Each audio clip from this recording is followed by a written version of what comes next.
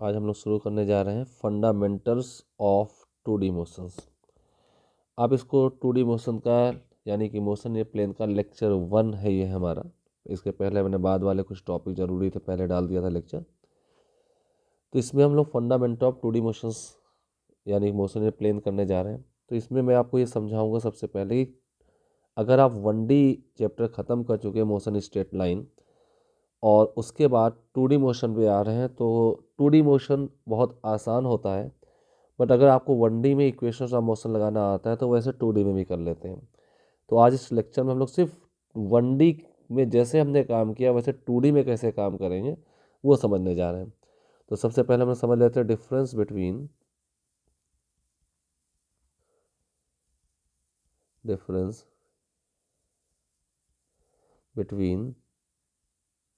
1D and 2D motion.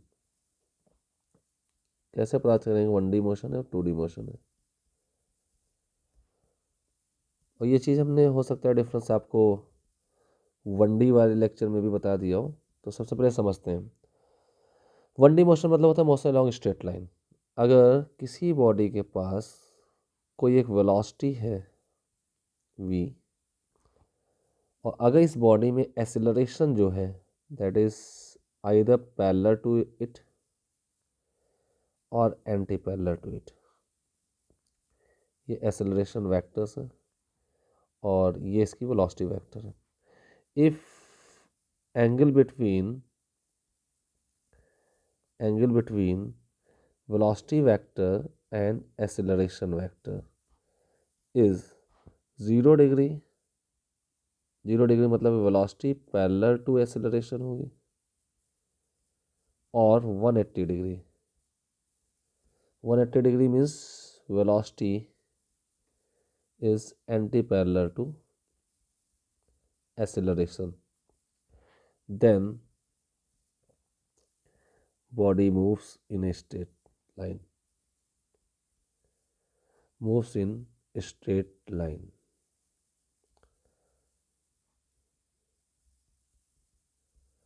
तो body straight line में move करेगी, यानी स्ट्रेट लाइन मतलब 1 डायमेंशनल मोशन हो जाएगा। हाँ, अगर ये पैरेलल होता है तो एक्सेलरेटेड हो जाएगी, एंटी पैरेलल होता है तो रिटार्डेड हो जाएगी, और इसमें कंडीशन और भी हो सकती है एक्सेलरेशन 0 हो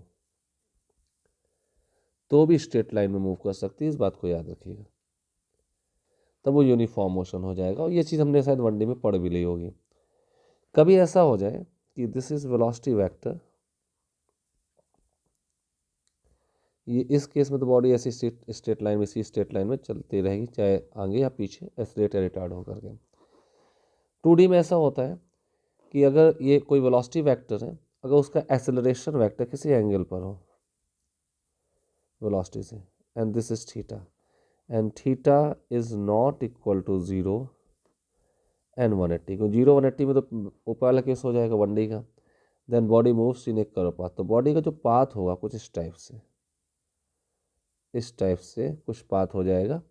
तो this is a curve path.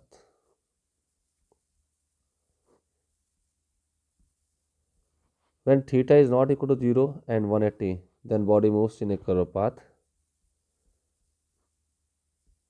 Body moves in a plane कह सकते हैं, in a curve path, in a plane. Then such type of motion is known as two-dimensional motion. This is two-dimensional motion, 2D motion हो गई है, and this was one-dimensional motion, 1D motion हो गई थी। ठीक है, तो this is the basic difference between 1D and 2D motions. इसी के एग्जांपल पे आपका 2D के एग्जांपल पे आपका पैराबोलिक पाथ होता है, प्रोजेक्टाइल होता है, प्रोजेक्टाइल, जिसके बारे में मोर डिटेल्स हमने अपने अपकमिंग लेक्चर्स 2, 3, 4 से कवर करना शुरू कर दिया। ये हमारा 2D motion and motion plane का फंडामेंटल समझा रहा हूँ, कैसे समझें उसको, कैसे इक्वेशंस लगाएं। तो वो फंडामेंटली लेक्चर 1 होगा हमारा। ठीक है, प्रोजेक्टाइल मोशन। चलिए, तो सबसे पहले मैं यहाँ पे एक 1D की प्रॉब्लम लेता हूँ, उसमें दिखाता हूँ क्या क्या कर सकते थे हम। ठीक है, अभी भी जैसे हमें पता है, एक की पॉइंट्स में आपको कह दूँ, याद रखिएगा। अगर एक लाइन में मोशन हो रही है, इन ए लाइन। 1D में हम एक लाइन में मोशन पढ़ते थे, तो किसी एक पर्टिकुलर डायरेक्शन राइट साइड अगर आप जा रहे हैं तो उसको पॉजिटिव असाइन कर लेते थे, नेगेटिव जा रहे हैं तो वेलोसिटीज़ जो हैं, एक्सेलरेशन जो, ये सारे वेक्टर्स होते हैं, वेलोसिटी, एक्सेलरेशन, डिस्प्लेसमेंट, ये सारे वेक्टर्स जो होते थे, any one direction as a positive, reverse as a negative assign करके हम एज ए स्केलर यूज़ कर सकते हैं इनको, एज ए स्केलर। इनका स्केलर एडिशन जो आता था उस वेक्टर एडिशन के इक्विवेलेंट हो जाता है, क्योंकि 180 में -1 होता है कॉस में, ठीक है। तो हम ऐसा यूज़ कर लेते थे, और वहाँ पे किसी एक पर्टिकुलर लाइन पे एट ए टाइम होता था। यहाँ पर क्या है, यहाँ पर एट ए टाइम दोनों लाइनों में बॉडी एक कर्व पाथ में चल रही है। तो जैसे मैं आपको दिखाऊं एक एग्जांपल के तौर पर,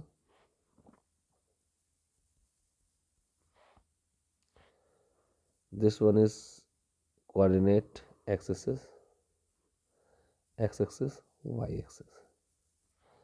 तो एक्स एक्सिस में अगर हम देखें कोई बॉडी यहाँ पर है, अगर वो सीधे ऐसे किसी एक एक्सिस में चलती चली जा रही है, एज अ टाइम उसका एक ही कोऑर्डिनेट बढ़ रहा है, this is along the x axis, इसका एक्स कोऑर्डिनेट वेरी कर रहा है। आइदर वो एट ए टाइम किसी इंस्टेंट पर ऐसे चलती जाए अलोंग द वाई एक्सिस जा रही है, तो उसका वाई कोऑर्डिनेट चेंज हो रहा है, y1 y2। तो दिस इज केस 1, ये भी 1D हो गया, दिस इज केस 2, ये भी 1D स्ट्रेट लाइन हो गया, ठीक है। अब अगर बॉडी ऐसे जा रही है, केस 3, तो अनडाउटली इसका एक्स और वाई कोऑर्डिनेट दोनों ही बदल रहे हैं, बट बाय डिफ़ॉल्ट जब मैं बच्चों से क्लासरूम में क्वेश्चन पूछता हूँ तो बच्चों को लगता है कि इसका एक्स वाई कोऑर्डिनेट दोनों ही चेंज हो रहा है, तो ये 2D मोशन होनी चाहिए, जबकि ये 3D थर्ड डायग्राम भी जो है ये भी 1D है, क्योंकि ये भी स्ट्रेट लाइन में चल रही है, कर्व पाथ थोड़ी ना है।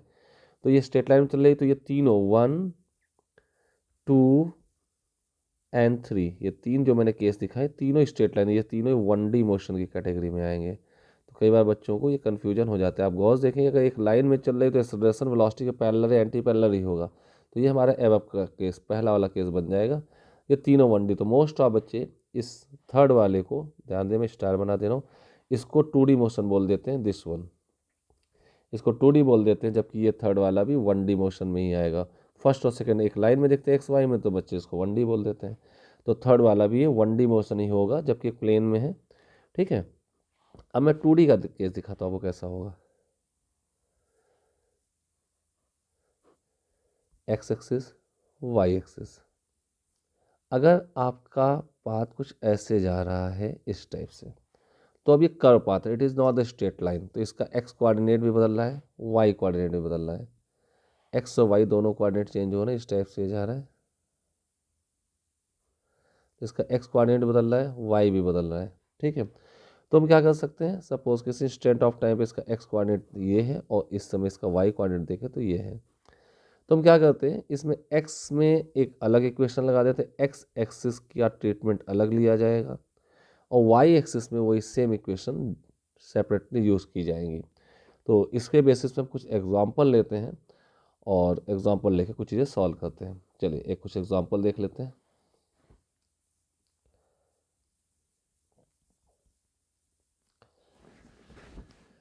जैसे एग्जांपल तौर पर हम देखें, this is X axis, this is Y axis. अगर मैं मान लूँ सपोज किसी भी बॉडी को यहाँ ओरिजिन पर थी, this is moving with the speed of 10 metre पर second along the x axis, इसकी स्पीड इनिशियल स्पीड थी 10 मीटर पर सेकेंड और इस डायरेक्शन पे इस पर एक एक्सेलरेशन भी वर्क कर रहा था। सपोज ए था, इट वाज 2 मीटर पर सेकेंड स्क्वायर, 2 मीटर पर सेकेंड स्क्वायर। अब मेरे प्रॉब्लम है आफ्टर 5 सेकेंड्स मैं इसकी पोजीशन पूछूं। नंबर 1 पोजीशन, ये कहाँ पर होगा, टी इक्वल टू 0 पे ये ओरिजिन पर था, मैं इसकी पोजीशन पूछूं, इसकी पोजीशन पूछूं तो मैं क्या कर सकता हूँ, ये एक्स एक्सिस में मोशन चल रही है, तो ये जितने भी पैरामीटर्स हैं वेलोसिटी हो या एक्सेलरेशन हो, सारे के सारे वेक्टर क्वांटिटी होते हैं विदाउट यूजिंग वेक्टर, क्योंकि स्ट्रेट लाइन पे है तो मैं इसको एक्स डायरेक्शन की वेलोसिटी लिख सकता हूँ। इसी को यू एक्स लिख सकता हूँ, इसी को ए एक्स लिख सकता हूँ, यानी acceleration along the x axis. ठीक है, अगर मैं पोजीशन पूछूं तो सेकेंड इक्वेशन होगी S equal to U T plus half A T square. Generally अभी तो हम यही लगाते आए हैं, बट हम इसको अब क्या करेंगे, इसको अलोंग द एक्स यूज करेंगे। X X equal to U X T plus half A X T square. S X is the displacement along the x axis, यानी कि अगर शुरुआत जीरो से हो रही तो यही पोजीशन बन जाएगा यू एक्स टी। तो एस एक्स आपके पास आ जाएगा यू एक्स इज 10, टी आपको क्वेश्चन दिया हुआ है 5 seconds plus 1/2, A x is given 2 into T square 5 square. This become 50 plus this cancel out 25 75। अब ये एस एक्स जो आया है एस एक्स, इसी को एक्स भी मैं कह सकता हूँ, क्योंकि इसकी जो पोजीशन होगी वही उसका एक्स कोऑर्डिनेट होगा। तो टी इक्वल टू 5 पर बॉडी का जो एस एक्स आया, क्योंकि बॉडी ने ओरिजिन शुरुआत की तो वही उसका एक्स कोऑर्डिनेट भी होगा।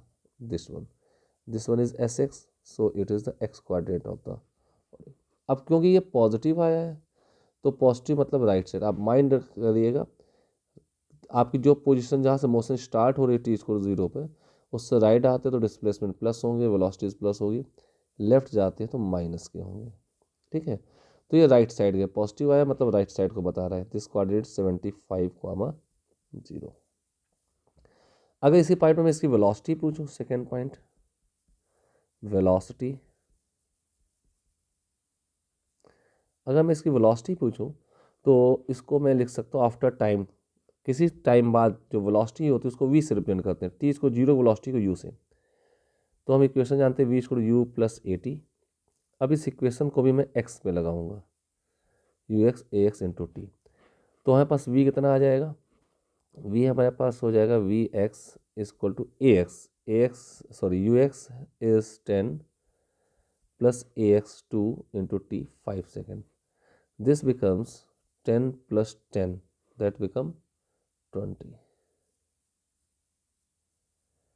मीटर पर second, and this also comes positive, so the direction is rightward.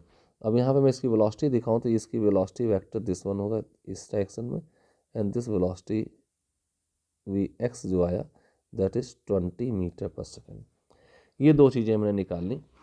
अब इसको हम ऐसा भी कर सकते थे, वेक्टर फॉर्म में भी क्वेश्चन लिख सकते थे। इसी का ऑल्टरनेट पॉइंट समझिएगा, इसको वेक्टर फॉर्म में कैसे लिख सकते हैं, तो ये बहुत ध्यान देने वाली बात है। अगर मैं कहूँ इसका एक कंप्लीट वेलोसिटी वेक्टर लिख लूँ, इनिशियल वेलोसिटी वेक्टर, तो क्योंकि आपको एक्स में ही 10 दिया गया तो इधर आई कैप यूज़ किया जा सकता है, तो मैं इसको 10 आई कैप लिख सकता था। ए एक्सेलरेशन भी एक्स में ही था तो इसको ए को 2 आई कैप लिख सकता था। आपको एस निकालना था, डिस्प्लेसमेंट कैलकुलेट करना था, वेलोसिटी भी कैलकुलेट करनी थी, जबकि टाइम आपको 5 सेकेंड दिया हुआ है, 5 सेकेंड। तो मैं सीधे इक्वेशन लगा सकता था S equal to U T plus half A T square.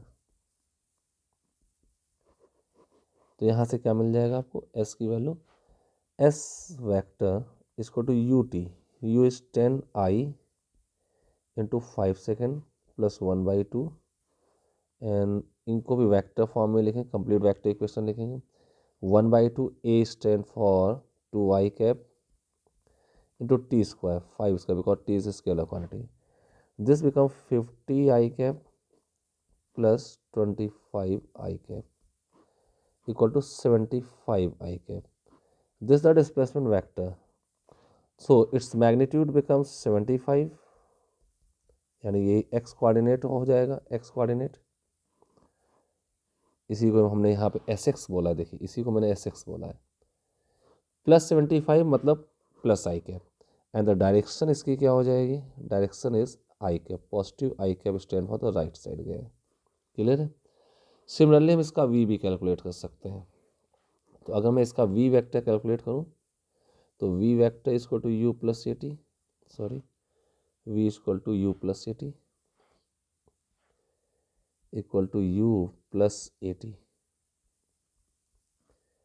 U is given that 10 I cap plus A is 2 I cap into T. T stand for 5 seconds.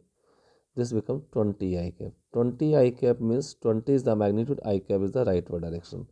And the magnitude of velocity is 20. इसी को मैंने यहाँ पे Vx लिखा है क्योंकि I cap पर है. And the direction is plus I cap stand for the right side. तो ये इस तरीके से हम कंप्लीट वेक्टर फॉर्म में भी इक्वेशन यूज़ कर सकते हैं या एक्स एक्सिस में भी वेक्टर इक्वेशन यूज़ कर सकते हैं by assigning this thing any one direction as a positive other as a negative. इतनी बात क्लियर होगी.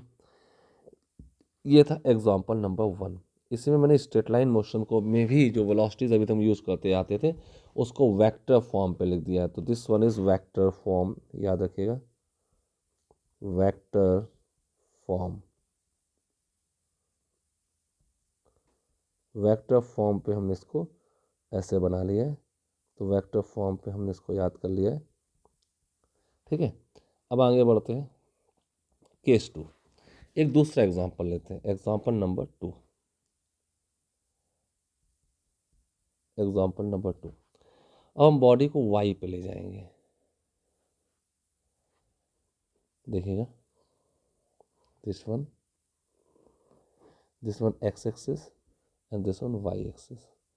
सपोज ये प्योर वर्टिकल वाई है तो यहाँ पे acceleration due to gravity work करेगा. यहाँ पे कोई बॉडी थी, इस बॉडी को हमने टी इक्वल टू 0 पे ओरिजिन से अपवर्ड डायरेक्शन पे लेट अस सपोज 50 मीटर पर सेकेंड से फेंक दिया था. 50 मीटर पर सेकेंड से टी इक्वल टू 0 पे. मैं टी इक्वल टू 4 पे पूछना चाहता हूँ इसके पास क्या रहा होगा. टी इक्वल टू 4 पे. ठीक है, बिकॉज दिस मूविंग अपवर्ड. तो जब वाई डायरेक्शन मोशन हो रही है तो पहले मैं स्केलर फॉर्म पे इसको यूज़ करूँ. तो स्केलर फॉर्म पे जो हमारा point of starting point of motion होता है उससे अपवर्ड जो भी चीज़ें होती है पॉजिटिव ले ली जाती हैं, डाउनवर्ड जो भी चीज़ें होती हैं वो नेगेटिव ले ली जाती हैं. अब क्योंकि this is the motion under gravity तो दिस एक्सेलरेशन जो होगा वो डाउनवर्ड ही है तो इसको माइनस का जी लिया जाएगा. माइनस जी को अगर मैं यहाँ 10 ले लूँ 10 मीटर पर सेकेंड स्क्वायर यूज हो जाएगा. ठीक है, अब आपकी वेलोसिटी ऊपर की ओर है. तो अगर मैं यहाँ पे टी इसको 4 पर इसकी वेलोसिटी जानना चाहूँ कि वेलोसिटी क्या होगी या पोजीशन, तो सबसे पहले मैं पोजीशन लिखता हूँ और टी इसको 4 पर. तो मेथड नंबर 1 तो हो जाएगा s equal to same type से u T plus half A T square. लेकिन मैं यहाँ पैरामीटर लिख दूँगा, सारी चीज़ें वाई में चल रही हैं तो इसी यू को मैं यू वाई बोल सकता हूँ, वाई डायरेक्शन की इनिशियल वेलोसिटी. अब टी इक्वल टू 4 सेकंड बाद इसके पास वाई में एक वेलोसिटी कुछ बचेगी, पता नहीं क्या होगी, वो तो अभी हमने एरो बना दिया बाई गेस. इसको वी वाई कहते हैं. आफ्टर टाइम टी कोई वेलोसिटी पूछी है तो उसको वी से लिखते हैं. तो Y direction velocity V Y हमें निकालना है. ओके, और यहाँ से यहाँ तक इसका जो वाई कोऑर्डिनेट है, जितना हम यहाँ से ऊपर पहुँच गए, ये जो वाई कोऑर्डिनेट है इसी को एस वाई कहेंगे. क्योंकि हम इस लेवल से ऊपर है तो ये प्लस का कोऑर्डिनेट है तो एस वाई पॉजिटिव लिखा जा रहा है. अगर अपने लेवल से डाउनवर्ड होते कहीं तो एस वाई हमारे पास निगेटिव लिखा जाता है, माइनस का, एज पर दिस सिंबल. ठीक है, तो इसको मैं लिख दूँ S Y equal to U Y T plus half A Y into T square. Then this becomes S Y equal to U Y stand for plus 50 क्योंकि upward है, plus 50 into T 4 second plus 1/2. A stand for -10 क्योंकि A gravity equal -10 into T square. 4 का square 16. 200 this becomes 5 minus 80. 16 5 80. This becomes 120 meter. Plus आ रहा है इसका मतलब ये अपवर्ड है 120 मीटर.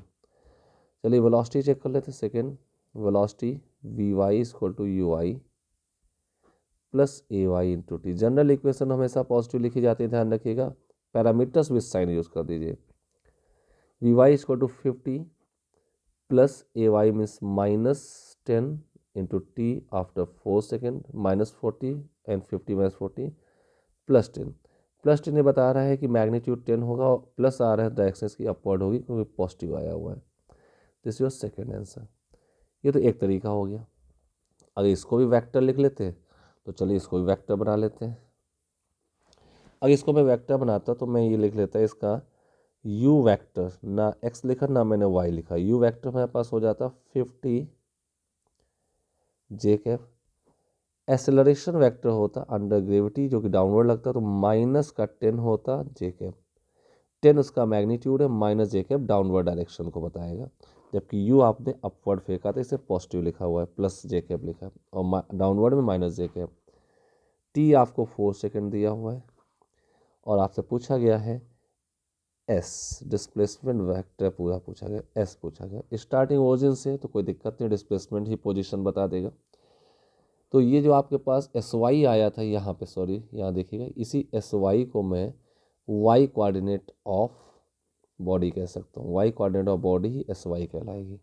ठीक है, अब यहाँ पे एस निकालना है और वेलोसिटी वेक्टर निकालना है, तो आप मेथड नंबर 2 है, ये वेक्टर फॉर्म पे हम यूज़ करने जा रहे हैं, वेक्टर फॉर्म। ये वेक्टर फॉर्म पे यूज़ करने जा रहे हैं, तो देखिएगा, तो सबसे पहले मैं एस निकाल दूँ, तो एस वेक्टर इसको टू यू वेक्टर। अब यहाँ जब वेक्टर लिखते तो कुछ एक्स या वाई कंपोनेंट लिखा जाता है, सीधे वेक्टर्स लिखे जाते हैं, plus half A into T square. You vector है आपके पास 50 जे कैप है, plus 1/2 A vector is -10 J cap, A vector -10 J cap है, इंटू टी स्क्वायर, 4 का स्क्वायर 16 हो जाएगा। This becomes 5 I am sorry for that, T मैंने यहाँ 4 second लिखना भूल गया हूँ इस जगह पे, तो मैं इसको इरेज कर देता हूँ, equals to 50 j into T 4 second, this is 200 j minus 80 j, this equal to 120 j cap. Positive j में आ रहा है तो डिस्प्लेसमेंट का मैग्नीट्यूड 120 होगा, प्लस जे के बताएगा आप अपने लेवल से ऊपर गए हैं जहाँ से मोशन शुरू हुई थी। ठीक है, अपवर्ड। अब इसके बाद बात कर लेते हैं वेलोसिटी वेक्टर की, तो velocity vector is equal to U plus A T. U stand for 50 J plus A vector is -10 J cap into T 4 second, this is 50 J minus 40 J, तो plus 10 J. It means velocity vector ये बता रहा है कि magnitude इसका 10 होगा, magnitude of velocity is 10, it means speed is 10, and plus J cap जो है बता रहा है अपवर्ड, अभी बॉडी अपवर्ड होगी, इसका वेलोसिटी वेक्टर अपवर्ड हो, और जैसा कि मैंने यहाँ डायग्राम में दिखा भी रखा है, देखिए अपवर्ड है। ठीक है, अगर ये माइनस में 10 जे कैप आ जाता है, इसका मतलब बॉडी उस समय हाइट पर तो है बट उसका वेक्टर डाउनवर्ड जा रहा था। इतनी बात क्लियर है। This is the second method, आप वेक्टर यूज कर सकते हैं। तो आपने देखा एक्स में वेलोसिटी दी थी तो उसको यू एक्स या कंप्लीट वेलोसिटी वेक्टर से यूज़ कर सकते थे, इसको जैसे कि मैंने यहाँ यूज़ किया है, इस वाले में देखिए ये वेक्टर फॉर्म यूज़ कर लिया। प्योर वाई में दी है तो आप प्योर वाई में एस वाई करके या वी वाई करके यूज़ कर सकते थे, या प्योर वेलोसिटी वेक्टर, फिर एक्स या वाई नहीं लगता, ये वेक्टर फॉर्म हो गया। अब एक एग्जाम्पल और मैं दे रहा हूँ, जरा ध्यान से देखिएगा, एग्जाम्पल 3। एग्जाम्पल थ्री इस बात को बता रहा है, जैसे मैंने यहाँ से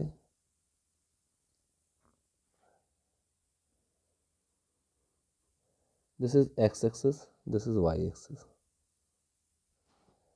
अब यहाँ पर टी इक्वल टू 0 पे कोऑर्डिनेट ओरिजिन है, टी इक्वल टू 0 है, और मोशन अंडर ग्रेविटी है, वर्ड का प्लेन पर है। मैंने यहाँ से किसी बॉडी को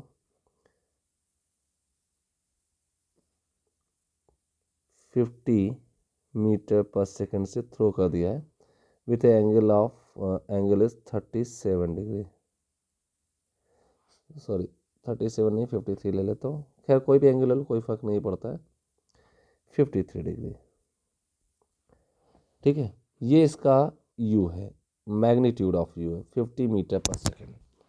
ठीक है, this is Y axis, this is X axis. अब इसके भी दो मेथड बताऊंगा, तो मेथड 1 देख लीजिए, विदाउट यूजिंग वेक्टर, मेथड 1। इस मेथड 1 को देखते हैं, तो सबसे पहले हम क्या करते हैं, इसके वेलोसिटी के दो कंपोनेंट तोड़ देते हैं। This one is you x, because x में कंपोनेंट है, दिस बिकम्स यू कॉस 53। अब 53 की वैल्यू कैसे निकालते हैं, यहाँ मैं 53 बना लेता हूँ, this is 4, this is 3 and this is 5, ये राइट एंगल ट्रायंगल में cos 53 3/5 हो जाएगा। तो 50 इंटू 3/5, दिस बिकम्स 30 मीटर पर सेकेंड।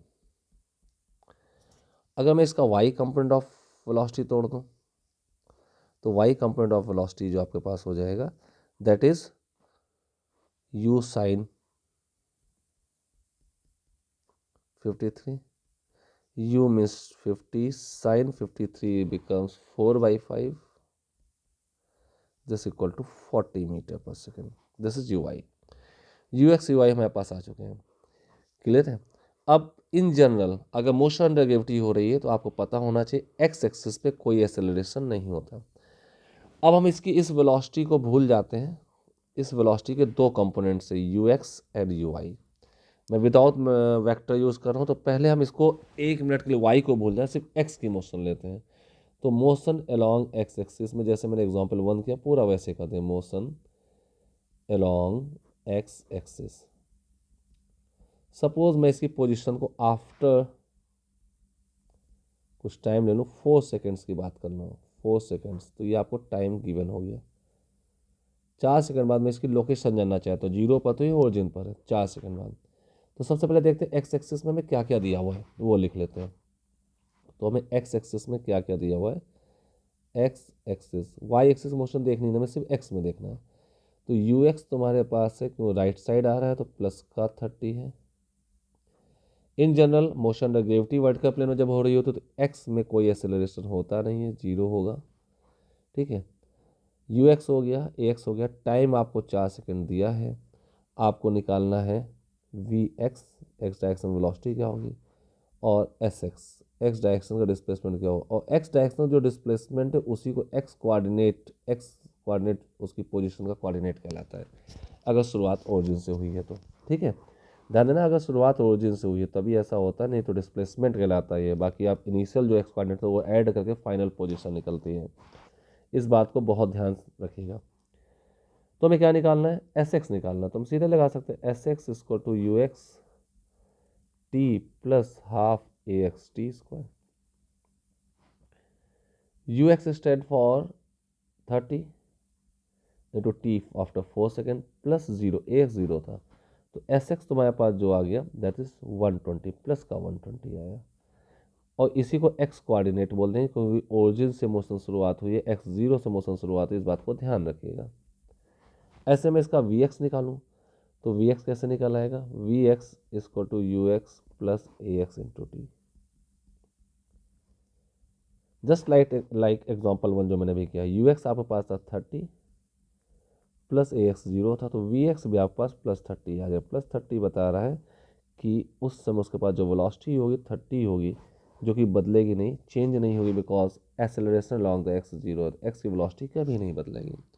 ये तो मैंने एक्स का काम कर लिया। अब वाई एक्सिस के अलावा हम क्या क्या लिख सकते हैं वो देख लेते हैं।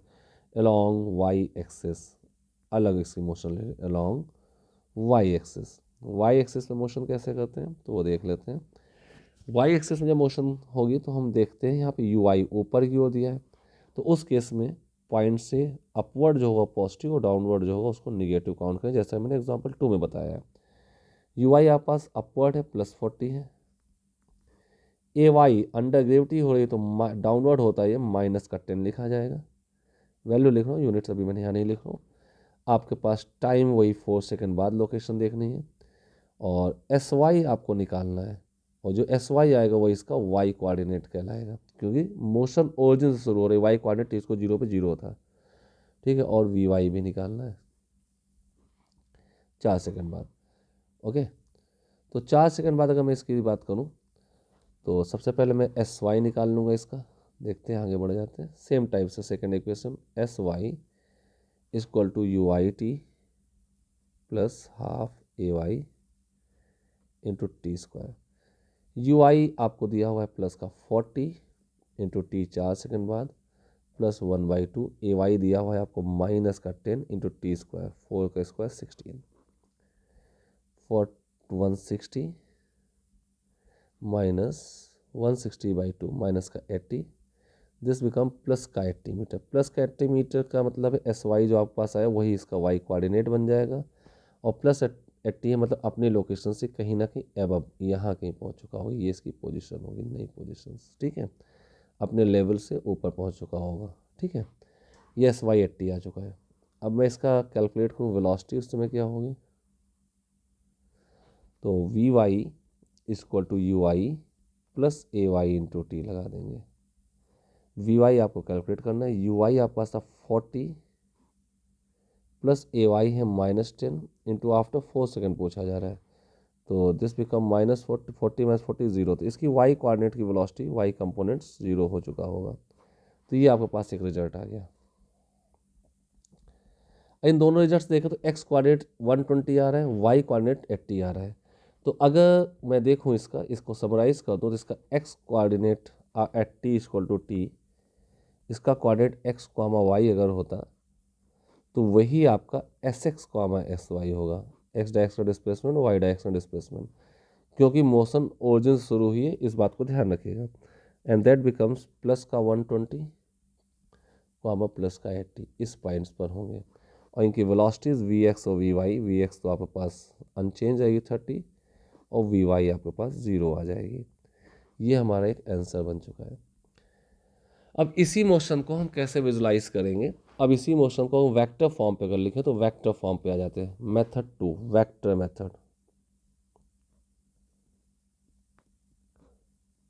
इसी का मेथड 2 वेक्टर मेथड कैसे लिख सकते हैं, सीधे ये सारे रिजल्ट एक साथ आ गए, मुझे एक्स वाई में अलग अलग नहीं लगाना पड़ेगा।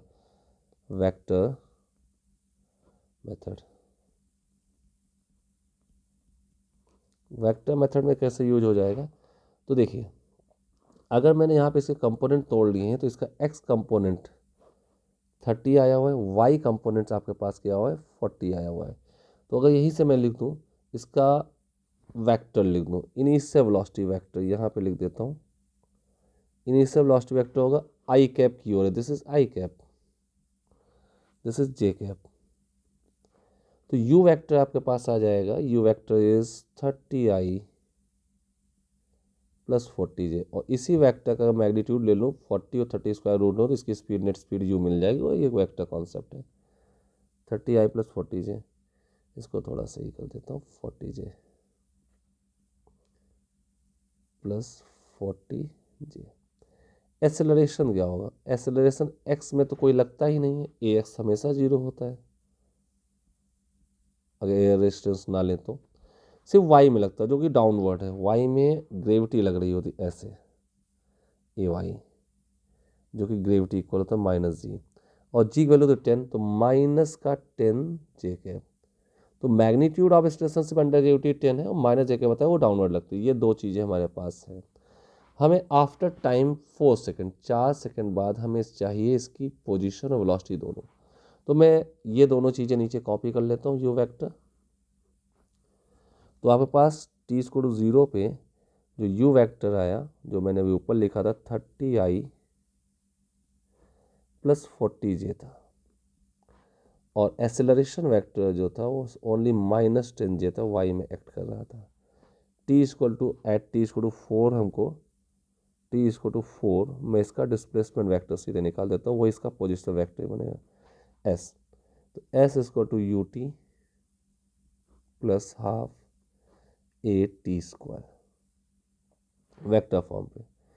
u is 30i plus 40j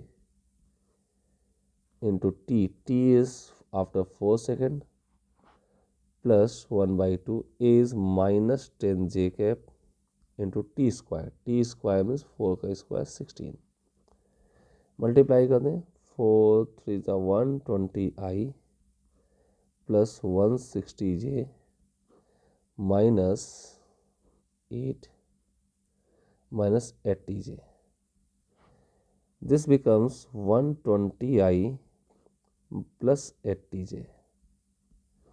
ध्यान दीजिए ये एस वेक्टर आ चुका है। अब बहुत ध्यान से इसको देखें, इसी वेक्टर को मैं एस वेक्टर को, इसी को मैं लिख सकता हूँ, इसी एस वेक्टर को, एस किसी वेक्टर को उसका x component I cap plus Y component J cap लिख सकता हूँ। अब यहाँ कंपेयर कर लीजिए दिस वन, एस एक्स जो है प्लस का 120 आएगा और ये मैं ऊपर निकाल चुका हूँ, और एस वाई जो होगा वो प्लस का 80, सीधे दोनों एक चीज़ निकल आई, एस एक्स प्लस 120 और यही एक्स कोऑर्डिनेट होगा, S Y plus 80 and this is the Y coordinate. ये बात समझ में आ गई। तो ये डायरेक्टली मैंने एक ही क्वेश्चन लगाया, दोनों निकाल दिए वेक्टर फॉर्म पे। अगर मैं वेलोसिटी की बात करूँ तो v भी लिख सकता हूँ, v equal to u plus 80। u stand for, u आपको दिया 30i plus 40j plus a vector is minus 10j and after 4 second 4। तो this becomes, this is minus 40j, this plus 40j, this becomes only 30i। अब j बचा नहीं तो मैं इसको 0j लिख सकता हूँ, ये वेलोसिटी वेक्टर है। इस वेलोसिटी वेक्टर को मैं उसके कंपोनेंट्स फॉर्म में vxi प्लस vyj लिख सकता हूँ। अब आप कंपेयर फिर कर लीजिए, x कंपोनेंट की वेलोसिटी 30 आएगी, y कंपोनेंट की वेलोसिटी 0 आएगी। तो यहाँ से रिजल्ट आ गया vx जो है दैट इज 30 प्लस का एंड vy इज 0। तो डायरेक्टली एक इक्वेशन वेक्टर फॉर्म लगा के ये दोनों आंसर हमारे पास आ चुके हैं। अगर इन आंसर को देखें तो मैंने ऊपर x में अलग मोशन लगाई, y में अलग लगाई और ये सीधे वेक्टर लगा दी एक पार्ट में। ये उस प्रॉब्लम का कंप्लीट सोल्यूशन हो गया। और देखें एस एक्स 120 और 80 आए हैं, वेलोसिटी 30 एंड 0 आए हैं। तो यहाँ गौर देखें, एस एक्स 120 और 80 आए थे, वेलोसिटी 30 एंड 0 आए, तो ये दो बार अलग इक्वेशन लगाई थी। इस टाइप से हम 1D वाली ही इक्वेशन सब कुछ वैसे यूज़ कर सकते हैं। 2D में कुछ भी नया नहीं है, 2D में इन्हीं इक्वेशन यूज़ करके नए नए फॉर्मूले बन जाते हैं, जो कि मेरे अपकमिंग लेक्चर्स में प्रोजेक्टाइल रेंज, हाइट वगैरह के फॉर्मूले आपको मिल जाएंगे। अब एक चीज़ मैं आपको बता दूँ, कहाँ पे डिस्प्लेसमेंट और क्वांटिटी कैसे काउंट होते हैं, तो ये कुछ इंपॉर्टेंट पॉइंट है, ध्यान दीजिएगा। सपोज हम किसी बिल्डिंग पर हैं, चाहे वो मोशन 1D पे हो चाहे 2D पे हो, ध्यान दीजिएगा, रफ कर देता हूँ।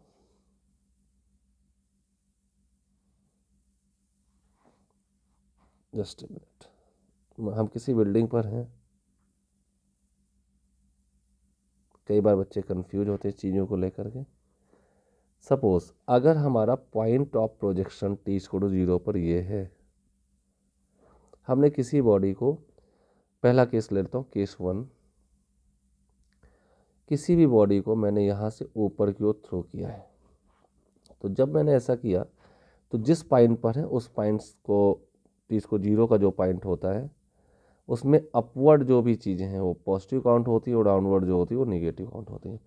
सपोज ये बॉडी ऐसे चलती चली जा रही है और यहाँ पर आकर के रिटर्न होती है उसी पाथ में, बट मैंने उसको पैरेलल दिखाया, ऐसे रिटर्न होती है। तो अगर मैं बी पॉइंट पर पूछूं तो बी पॉइंट इसका टॉप मोस्ट पॉइंट नहीं, बॉडी अभी ऊपर जाएगी, सी तक जा रही है। अगर बी पॉइंट पर मैं देखूं तो इसके पास एक वेलोसिटी वेक्टर यहाँ कुछ बचा होगा जो रिटार्ड हो गया, पहले से तो कम हो गया होगा। अगर इस पॉइंट बी पर मैं पूछूं जाते समय, तो एट बी इसका वेलोसिटी वेक्टर भी प्लस का जे कैप लिखा जाएगा, या अगर स्केलर में लिखना है तो वी वाई आपका प्लस का होगा। ठीक है, अगर इस समय तक ए पॉइंट से बी तक का डिस्प्लेसमेंट पूछा जाए, या डिस्प्लेसमेंट यानी कि वाई डायरेक्शन डिस्प्लेसमेंट पूछा तो वो पॉजिटिव होगा, क्योंकि आपने लेवल से ऊपर है। गौर देखे तो ये डिस्प्लेसमेंट को बताएगा, ये एस वाई को बताएगा, अपने लेवल से ऊपर है। ठीक है, और वेलोसिटी भी उस समय का वी वाई पॉजिटिव होगा।